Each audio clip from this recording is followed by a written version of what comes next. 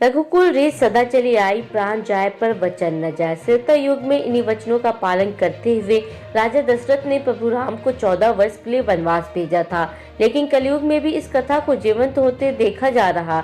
ऐसी ही कुछ कहानी राजा राम के सूर्यवंश की प्रथा का है, जिसका उन्होंने सदा पालन किया और आज भी इस वचन पर सूर्यवंश की क्षत्रिय समाज के लोग कायम है।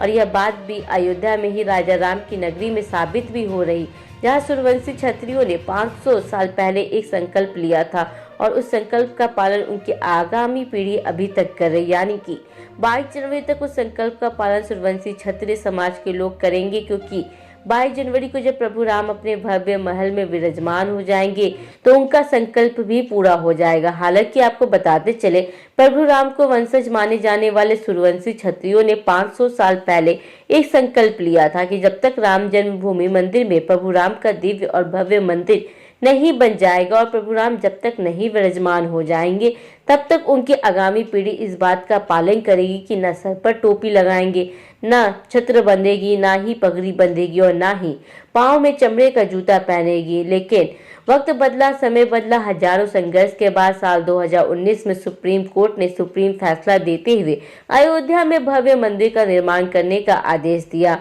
इसके बाद अब अयोध्या से राम जन्मभूमि लगभग 15 किलोमीटर दूरी पर स्थित है।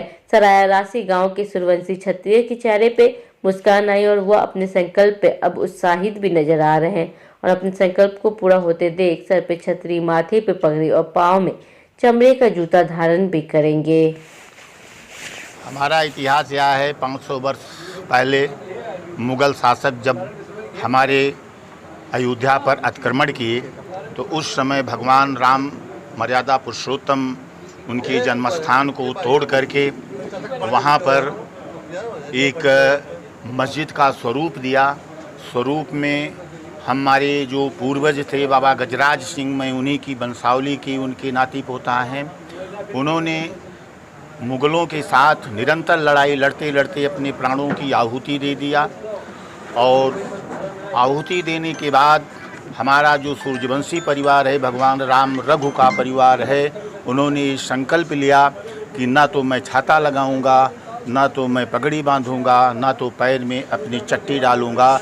उसका मूल स्वरूप यह था कि जब हमारे आराध्य भगवान राम ही अपने स्थान से विमुख हो चुके हैं, वो भी धूप में हैं, सर्दी में हैं, गर्मी में हैं, निरंतर प्रवाहन कर रहे हैं, तो हम ही इसकी महल में और अच्छे पोशाक में कैसे रह सकते हैं।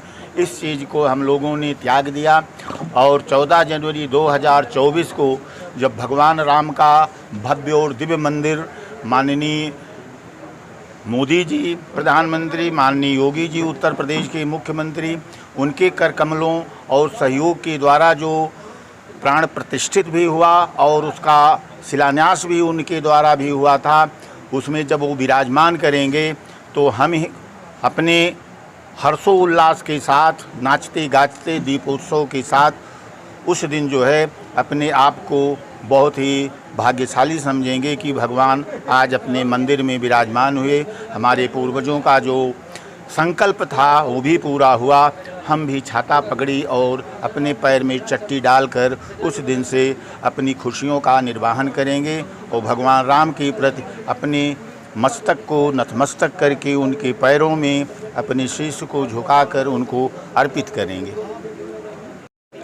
पगड़ी तो इसी शान में जो है कह रहे हैं, जब से ये मंदिर तोड़ करके मस्जिद बना दी गई तब से यहाँ का जो है ये पगड़ी देखिए, ये एक छत्रप का निशानी होता है और शान निशानी होती है। हम लोग जब पराजित हो गए और हमारे ऊपर हमारे भगवान राम के मंदिर को तोड़ दिया, हम लोगों ने अपनी पगड़ी उतार दिया और जब तक भगवान राम विराज नहीं हो जाएंगे तब तक हम लोग साफा पगड़ी नहीं बांधेंगे। ये लोगों का उद्देश्य है। मंदिर बन रहा है, जब भगवान राम विराजमान हो जाएंगे तो हम लोग सब फिर से पगड़ी साफा बांधेंगे। शीतला प्रसाद सिंह।